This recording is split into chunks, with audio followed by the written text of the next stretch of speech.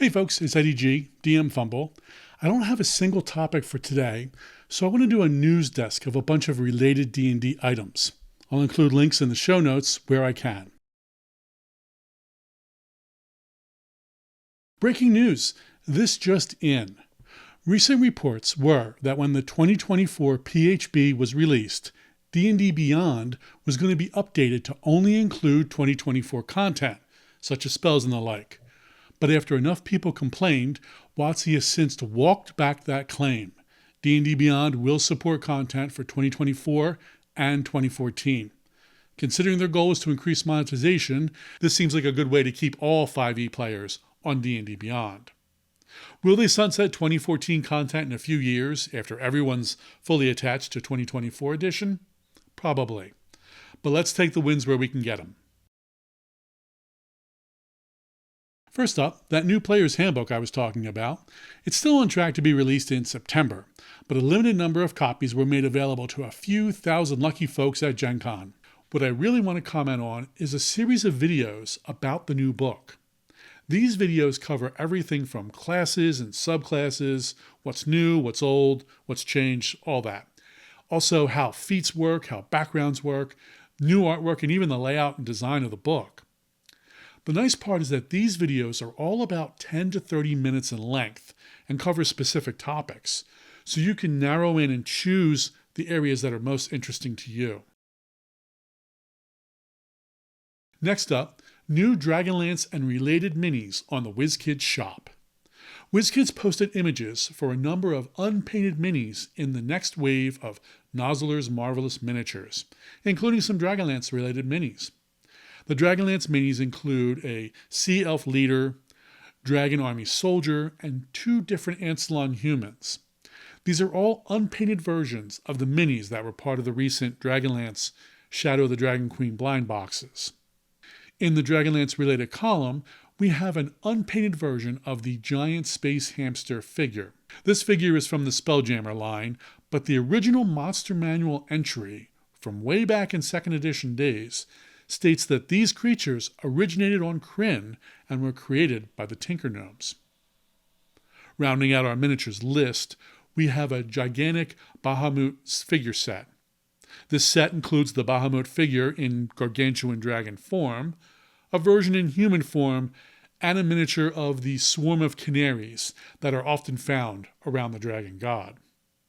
The miniature comes in 3 versions, an unpainted version and 2 painted versions, with the sculpts being the same for all 3. The 2 painted versions differ only in that each includes a different version of Bahamut's breath weapon and a slightly different version of the Bahamut in human form. I'm dancing around it, but yes, the human form is Fizban from Dragonlance. In fact, the miniature's pose is directly taken from a Larry Elmore cover, this one from the Dragonlance War of the Lance short story anthology. Finally, from the Eve of Ruin collection, there is a huge spider dragon figure. In the Eve of Ruin adventure, this creature is a Loth creation, but hardcore Dragonlance fans like myself know that the spider dragon actually first appeared in a Dragonlance module, DLS4 Wild Elves. I would like to add one of these spider dragon minis to my collection, but I'm just as likely to wait for a sale as try to get one on day one. We'll see. Next up, we have a new D&D history book, Worlds and Realms, scheduled for a late October release. This book seems to be another D&D history book like Art and Arcana and Lore and Legends, but this is written from an in-world point of view as Mordenkainen serves as the book's guide across many D&D worlds. Many worlds, but not all worlds. Sorry, Dark Sun, you're still too hot for WotC and Hasbro to touch. While the cover of the book mentions the realms of Greyhawk and Faerun, not surprisingly since Greyhawk will feature prominently in the 2024 DMG, and Faerun is still D&D's most popular world, the book does seem to give equal weight, at least in terms of page count, to other worlds, including Dragonlance. I'm certainly looking forward to this book, but more for the realms that I'm not familiar with, like Mystara and Eberron.